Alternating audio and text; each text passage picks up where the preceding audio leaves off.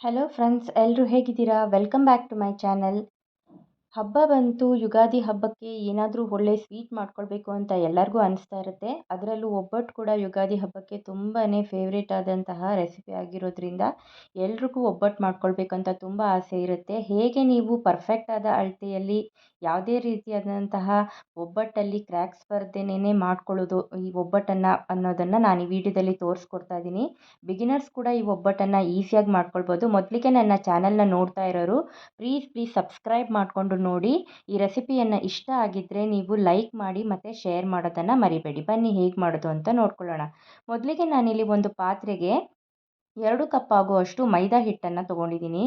ಮತ್ತು ಇದಕ್ಕೆ ನಾನು ಸ್ವಲ್ಪ ಉಪ್ಪನ್ನು ಸೇರಿಸ್ಕೊಳ್ತಾ ಇದ್ದೀನಿ. ಮತ್ತು ಇದಕ್ಕೆ ನಾನು ಸ್ವಲ್ಪ ಎಣ್ಣೆ ಕೂಡ ಒಂದು 2 ಟೀ ಸ್ಪೂನ್ ಆಗುವಷ್ಟು ಸೇರಿಸ್ಕೊಳ್ತಾ ಇದ್ದೀನಿ. ಇದನ್ನು ಸ್ವಲ್ಪ ಮೊದಲಿಗೆ ಮಿಕ್ಸ್ ಬೇಕಾಗತ್ತೆ. ಎಣ್ಣೆ ಮತ್ತು ಉಪ್ಪು ಎಲ್ಲ ಮಿಕ್ಸ್ ಮಾಡ್ಕೊಳ್ಬೇಕಾಗತ್ತೆ. ಸ್ವಲ್ಪ ಈ ಥರ ಹಿಟ್ಟಿಗೆ ಚೆನ್ನಾಗಿ ಹಿಡಿಯೋ ಥರ ಮಿಕ್ಸ್ ಮಾಡ್ಕೊಳ್ಬೇಕು. ಆಮೇಲೆ ಒಂದು ಸ್ವಲ್ಪ ನೀರು ಹಾಕ್ಕೊಂಡು, ಒಂದೇ ಸಲಿಗೆ ನೀರನ್ನ ಜಾಸ್ತಿ ಹಾಕ್ಕೊಳ್ಬಾರ್ದು. ನೀವು ಈ ಥರ ನೀಟಾಗಿ ಒಂದು ಸಲ ಮಿಕ್ಸ್ ಮಾಡ್ಕೊಳ್ಬೇಕು.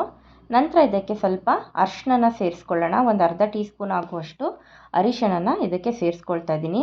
ಈಗ ಇದನ್ನು ನಾವು ನೀರು ಹಾಕಿರೋದ್ರಿಂದ ಕಲರ್ ಚೆನ್ನಾಗಿ ಬಿಟ್ಕೊಳ್ಳುತ್ತೆ. ಇವಾಗ ಇದನ್ನು ನಾವು ಚೆನ್ನಾಗಿ ಮಿಕ್ಸ್ ಮಾಡ್ಕೊಳ್ಬೇಕು. ನೀವು ಮೈದಾ ಹಿಟ್ಟು ಹಾಕಿರೋದ್ರಿಂದ ಇದನ್ನು ಚೆನ್ನಾಗಿ ನೀವು ಎಷ್ಟು ಚೆನ್ನಾಗಿ ನಾದ್ಕೋತೀರಾ ಅಷ್ಟು ಚೆನ್ನಾಗಿ ಸಾಫ್ಟಾಗಿ ಯಾವುದೇ ರೀತಿಯಾದಂಥ ಬ್ರೇಕ್ಸ್ ಕೂಡ ಕ್ರ್ಯಾಕ್ಸ್ ಕೂಡ ನಿಮಗೆ ಒಬ್ಬಟ್ಟಲ್ಲಿ ಬರಲ್ಲ. ಅಷ್ಟು ನೀಟಾಗಿ ಒಬ್ಬಟ್ಟು ರೆಡಿ ಆಗಿಬಿಡತ್ತೆ, ಸಾಫ್ಟಾಗೂ ಬರುತ್ತೆ. ನೋಡಿ, ಈ ಥರ ಚೆನ್ನಾಗಿ ನೀವು ನಾದ್ಕೋಬೇಕಾಗತ್ತೆ. ಇದು ನೋಡಿ, ಈ ಥರ ಎಣ್ಣೆನ ಸ್ವಲ್ಪ ಸ್ವಲ್ಪ ಹಾಕ್ಕೊಂಡು ಆ ಎಣ್ಣೆ ಡ್ರೈ ಆಗೋವರೆಗೂ ನೀವು ನಾದ್ಕೋತಾನೆ ಇರಬೇಕು. ಈ ಥರ ಬಿಡಿಸಿ ನೋಡಿ. ಆಮೇಲೆ ಮತ್ತೆ 2 ಟೀ ಸ್ಪೂನ್ ಎಣ್ಣೆ ಹಾಕ್ಕೊಳ್ಬೇಕು. ಮತ್ತು ಚೆನ್ನಾಗಿ ನಾದ್ಕೋಬೇಕು. ಎಣ್ಣೆ ಇದ್ರ ಮೇಲ್ಗಡೆ ಉಯ್ದೇನಿಡೋದು ಬೇಡ. ಈ ಥರ ಸ್ವಲ್ಪ ಮುಟ್ಸ್ಬಿಟ್ಟು 1 ಅವರ್ 2 ಅವರ್ ಇಟ್ಬಿಡಿ ಸೈಡ್ಗೆ. ನಂತರ ನಾನಿಲ್ಲಿ ಸ್ವಲ್ಪ ತೊಗರಿ ಬೇಳೆನ ಚೆನ್ನಾಗಿ ಬೇಯಕ್ಕೆ ಇಟ್ಕೊಳ್ತಾ ಇದ್ದೀನಿ. ಇದನ್ನು ಒಂದು ಪಾತ್ರೆಗೆ ನಾನು 1.5 ಕಪ್ ಆಗೋಷ್ಟು ತೊಗರಿ ಬೇಳೆನ ತೊಗೊಳ್ತಾ ಇದ್ದೀನಿ. ಯಾವ ಕಪ್ಪಲ್ಲಿ ನಾನು ಮೈದಾ ಹಿಟ್ಟನ್ನು ತೊಗೊಂಡಿದ್ದೆ ಅದೇ ಕಪ್ಪಲ್ಲಿ ನಾನು ತೊಗರಿಬೇಳೆ 1.5 ಕಪ್ ಆಗುವಷ್ಟು ತೊಗರಿಬೇಳೆ ತೊಗೊಂಡಿದ್ದೀನಿ. 2 ಕಪ್ ಆಗುವಷ್ಟು ಮೈದಾ ಹಿಟ್ಟನ್ನು ತೊಗೊಂಡಿದ್ದೀನಿ. ಇವಾಗ ಇದನ್ನು ನೀವು ಸ್ವಲ್ಪ ಬೇಳೆ ಮುಳುಗೋವರೆಗೂ ನೀರು ಹಾಕಿಬಿಟ್ಟು, ನಿಮಗೆ ಒಬ್ಬಟ್ಟು ಸಾರು ಬೇಕು ಅಂತ ಹೇಳಿದ್ರೆ ಸ್ವಲ್ಪ ಜಾಸ್ತಿನೇ ನೀರು ಹಾಕ್ಕೊಳ್ಳಿ. ಇಲ್ಲ ಅಂದರೆ ನೀವು ಇಷ್ಟು ಹಾಕಿದ್ರೆ ಸಾಕಾಗುತ್ತೆ. ಸ್ವಲ್ಪ ಬೇಳೆ ಬೇಯುವಷ್ಟು ನೀರು ಹಾಕ್ಕೊಂಡು ಇದನ್ನು ಚೆನ್ನಾಗಿ ಬೇಯಿಸ್ಕೋಬೇಕಾಗತ್ತೆ. ಸ್ವಲ್ಪ ಒಂದು ಚಿಟಿಕೆ ಉಪ್ಪು ಬೇಕಾದರೂ ಇದಕ್ಕೆ ಸೇರಿಸ್ಕೋಬೋದು, ಬಟ್ ಜಾಸ್ತಿ ಉಪ್ಪು ಸೇರಿಸ್ಬೇಡಿ. ನೋಡಿ, ಈ ಥರ ನೀವು ಮಧ್ಯೆ ಈ ಥರ ನೋಡ್ಕೋತಾ ಇದ್ದರೆ ನಿಮ್ಗೆ ಗೊತ್ತಾಗ್ಬಿಡತ್ತೆ. ಒಂದು 15 ನಿಮಿಷದೊಳಗಡೆ ನಿಮಗೆ ಈ ಬೇಳೆ ಕ್ವಾಲಿಟಿ ಮೇಲೆ ಡಿಪೆಂಡ್ ಆಗಿರುತ್ತೆ, ಚೆನ್ನಾಗಿ ಬೆಂದ್ಕೊಳ್ಳುತ್ತೆ. ನೋಡಿ, ಈ ಥರ ನಾನು ಬೇಯಿಸ್ಕೋತಾ ಇದ್ದೀನಿ.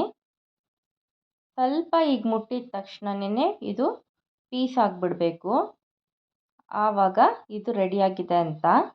ನಾನು ಬೇಳೆನ ಕುಕ್ಕರ್ಗೆ ಹಾಕ್ಕೊಂಡಿಲ್ಲ, ಯಾಕಂದರೆ 15 ನಿಮಿಷದಲ್ಲೇ ಬೇಳೆ ಚೆನ್ನಾಗಿ ಬೆಂದ್ಕೊಂಬಿಡುತ್ತೆ. ಹಾಗಾಗಿ ಆಚೆನೇ ಪಾತ್ರದಲ್ಲಿ ಮಾಡ್ಕೋಬೋದು. ನೋಡಿ, ಈ ರೀತಿಯಾಗಿ ಬೇಳೆ ಇವಾಗ ಚೆನ್ನಾಗಿ ಬೆಂದಿದೆ. ಇವಾಗ ಇದರಲ್ಲಿ ಸ್ವಲ್ಪ ನೀರಿನ ಅಂಶ ಇರೋದ್ರಿಂದ ಇದು ಪೂರ್ತಿ ಡ್ರೈ ಆಗಬೇಕು. ಹಾಗಾಗಿ ನಾನೊಂದು ಸ್ಟ್ರೈನರ್ಗೆ ಹಾಕಿಡ್ತಾ ಇದ್ದೀನಿ. ನೋಡಿ, ಇದರಲ್ಲಿ ಏನೇ ಸ್ವಲ್ಪ ನೀರಿದ್ದರೂ ಕೂಡ ಸ್ವಲ್ಪ ಕೆಳಗಡೆ ಹೋಗುತ್ತೆ. ಇವಾಗ ನಾನು ಇದನ್ನು ಫುಲ್ಲು ಸ್ಟ್ರೈನ್ ಆಗಿದೆ. ಇವಾಗ ಒಂದು ಪಾತ್ರೆಗೆ ನಾನು ಇದನ್ನು ಸೇರಿಸ್ಕೊಳ್ತಾ ಇದ್ದೀನಿ. ನೋಡಿ, ಯಾವುದೇ ರೀತಿಯ ನೀರಿನ ಅಂಶ ಕೂಡ ಇದರಲ್ಲಿ ಇಲ್ಲ. ಇವಾಗ ಚೆನ್ನಾಗಿ ಡ್ರೈ ಆಗಿದೆ. ಇವಾಗ ಇದಕ್ಕೆ ನಾನು ಬೆಲ್ಲನ ಸೇರಿಸ್ಕೊಳ್ತಾ ಇದ್ದೀನಿ. ಏಲಕ್ಕಿ ಪುಡಿ 1 ಟೀ ಸ್ಪೂನ್ ಆಗುವಷ್ಟು, ಮತ್ತು ಬೆಲ್ಲ, ಆರ್ಗ್ಯಾನಿಕ್ ಬೆಲ್ಲ ತೊಗೊಂಡಿದ್ದೀನಿ. ಚೆನ್ನಾಗಿ ಕಲರ್ ಕೂಡ ಬರುತ್ತೆ ಇದರಲ್ಲಿ. ಮತ್ತು ನೀವೇನು ಇದನ್ನು ಕರಗಿಸ್ಕೊಂಡು ಹಾಕೋದೇನು ಬೇಕಾಗಲ್ಲ, ಹಾಗೆ ನೀವು ಹಾಕ್ಕೊಳ್ಬೋದು. 1 ಕಪ್ ಆಗುವಷ್ಟು ಬೆಲ್ಲನ ನಾನು ತೊಗೊಂಡಿದ್ದೀನಿ. ತುಂಬ ಸ್ವೀಟು ಆಗೋದಿಲ್ಲ, ತುಂಬ ಕಡಿಮೆ ಸ್ವೀಟು ಅನಿಸಲ್ಲ, ಪರ್ಫೆಕ್ಟಾಗಿ ಬರುತ್ತೆ ಇದು. ಮತ್ತು ಇಲ್ಲಿ 1 ಕಪ್ ಆಗುವಷ್ಟು ಹಸಿ ಕಾಯಿ ತುರಿನ ನಾನು ಇದಕ್ಕೆ ಸೇರಿಸ್ಕೊಳ್ತಾ ಇದ್ದೀನಿ. ಇದನ್ನು ಇದರ ಜೊತೆಗೆ ಒಂದು 5 ನಿಮಿಷಗಳ ಕಾಲ ಚೆನ್ನಾಗಿದು ಎಲ್ಲ ಮಿಕ್ಸ್ ಆಗೋವರೆಗೂ ನಾವು ಇದನ್ನು ಬೇಯಿಸ್ಕೋಬೇಕಾಗತ್ತೆ. ನೋಡಿ, ಇವಾಗ ಚೆನ್ನಾಗಿದು ಬೆಂದಿದೆ. ಇವಾಗ ಇದನ್ನು ತೆಗೆದು ಸೈಡಲ್ಲಿ ಇಟ್ಕೊಳ್ಳೋಣ. ಫುಲ್ಲು ತಣ್ಣಗಾಗಬೇಕಿದು. ಚೆನ್ನಾಗಿದು ಸ್ವಲ್ಪ ಕೂಲಾದ ನಂತರನೇ ನಾವು ಇದನ್ನು ಮಿಕ್ಸಿ ಜಾರ್ಗೆ ಹಾಕ್ಕೊಳ್ಬೇಕಾಗತ್ತೆ. ಬಿಸಿ ಬಿಸಿ ಹಾಕೋದ್ರಿಂದ ಚೆನ್ನಾಗಿ ಅದು ಗ್ರೈಂಡ್ ಆಗೋದಿಲ್ಲ. ಈಗ ನಾನು ಈ ಮಿಕ್ಸಿ ಜಾರ್ಗೆ ನೋಡಿ ನೀರಿನ ಅಂಶ ಇರಬಾರ್ದು, ಚೆನ್ನಾಗಿ ಈ ಥರ ಡ್ರೈ ಇರಬೇಕು. ಇವಾಗ ನಾನು ಇದಕ್ಕೆ ಟ್ರಾನ್ಸ್ಫರ್ ಮಾಡ್ಕೊಳ್ತಾ ಇದ್ದೀನಿ. ಇದು ನೀವು ಸ್ವಲ್ಪ ಸ್ವಲ್ಪನೇ ಹಾಕ್ಕೊಂಡು ಗ್ರೈಂಡ್ ಮಾಡ್ಕೊಳ್ಳಿ, ಯಾಕಂದರೆ ಎಲ್ಲನೂ ಒಂದೇ ಸಲ ಹಾಕೋದ್ರಿಂದ ಸ್ವಲ್ಪ ಒಂಥರ ಕಡಲೆ ಥರ ಅನಿಸ್ಬೋದು. ಹಾಗಾಗಿ ನಾನಿವಾಗ ಸ್ವಲ್ಪ ಸ್ವಲ್ಪನೇ ಗ್ರೈಂಡ್ ಮಾಡಿಕೊಂಡು ಇಟ್ಕೊಂಡಿದ್ದೀನಿ. ನೋಡಿ ಈ ಥರ ಹೂರಣ ರೆಡಿ ಆಗುತ್ತೆ ನಿಮಗೆ ಗ್ರೈಂಡ್ ಮಾಡಿದ ತಕ್ಷಣ. ಇದನ್ನು ಇವಾಗ ನೀವು ಉಂಡೆಗಳನ್ನಾಗಿ ಮಾಡ್ಕೊಂಡು ಇಟ್ಕೋಬೋದು. ಈಗ ಮೈದಾ ಹಿಟ್ಟು ಕೂಡ ಚೆನ್ನಾಗಿ ನೆಂದಿದೆ, 1 ಗಂಟೆ 1.5 ಗಂಟೆ ಆಗಿದೆ ಇವಾಗ ನಾನು ನೆನೆಸಿಟ್ಟು.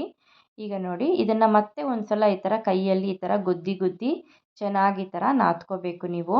ನಂತರ ನಾನು ಇದನ್ನು ಉಂಡೆಯನ್ನಾಗಿ ಮಾಡ್ಕೊಳ್ತಾ ಇದ್ದೀನಿ. ನೋಡಿ ನಿಮಗೆ ಎಷ್ಟು ಒಬ್ಬಟ್ಟು ಬೇಕೋ ಅಷ್ಟನ್ನು ನೀವು ಮೊದಲಿಗೆ ರೆಡಿ ಮಾಡಿ ಇಟ್ಕೊಂಡ್ಬಿಟ್ರೆ ಒಂದೇ ಸಲಿಗೆ ನೀವು ಮಾಡ್ಕೋಬೋದು. ನಾನಿಲ್ಲಿ ಬಟರ್ ಪೇಪರ್ ಮೇಲೆ ಮಾಡ್ಕೊಳ್ತಾ ಇದ್ದೀನಿ. ಕವರ್ ಮೇಲೆ ಕೂಡ ನೀವು ಮಾಡ್ಕೊಳ್ಬೋದು. ನಾನು ಎಣ್ಣೆನ ಮುಟ್ಟಿಸ್ಕೊಂಡು ಸ್ವಲ್ಪ ಈ ಥರ ಕೈಯಲ್ಲಿ ಈ ಥರ ಪ್ರೆಸ್ ಮಾಡ್ಕೊಳ್ತಾ ಇದ್ದೀನಿ. ನೋಡಿ ಈ ಥರ. ಇದನ್ನು ನೀವು ಬೇಕಂದರೆ ಕೈಯಲ್ಲಿ ಹಿಡ್ಕೊಂಡು ಕೂಡ ನೀವು ಹೂರಣನ ಇದರೊಳಗಡೆ ಹಾಕ್ಬೋದು, ಅಥವಾ ಕೆಳಗಡೆ ಕೂಡ ನೀವು ಈ ಥರ ಇಟ್ಕೊಂಡು ಏನು ಸ್ಟಿಕ್ಕಿ ಏನು ಆಗೋದಿಲ್ಲ ಅದು. ಈ ಥರ ನೀವು ಈ ಥರ ಫೋಲ್ಡ್ ಮಾಡ್ಕೊಳ್ಬೇಕು ಎಲ್ಲ ಕಡೆನೂ. ಪೂರ್ತಿಯಾಗಿ ಫೋಲ್ಡ್ ಮಾಡಿಬಿಟ್ಟು ಸ್ವಲ್ಪ ಜಾಸ್ತಿ ಹಿಟ್ಟು ಬಂದಿದ್ದರೆ ಈ ಥರ ರೌಂಡ್ ಮಾಡಿಬಿಟ್ಟು ಈ ಥರ ತಿರುಗಿಸ್ಕೊಂಡು ಎಕ್ಸ್ಟ್ರಾ ಹಿಟ್ಟನ್ನು ನೀವು ತೆಗೆದು ಸೈಡಲ್ಲಿ ಇಟ್ಕೊಂಬಿಡಿ. ಈಗ ಪರ್ಫೆಕ್ಟಾಗಿ ಬಂದಿದೆ ನೋಡಿ. ಮತ್ತು ಒಬ್ಬಟ್ಟನ್ನ ಯಾವಾಗಲೂ ನೀವು ಮಧ್ಯದಿಂದಲೇ ಪ್ರೆಸ್ ಮಾಡಬೇಕು, ಯಾಕಂದರೆ ನೀವು ಸೈಡಲ್ಲಿ ಮಾಡ್ಕೊಳ್ಳೋಕೆ ಹೋದರೆ ಎಲ್ಲ ಸೈಡಲ್ಲಿ ಏನು ನಿಮಗೆ ಹೂರಣ ಸೇರಿಕೊಳ್ಳಲ್ಲ.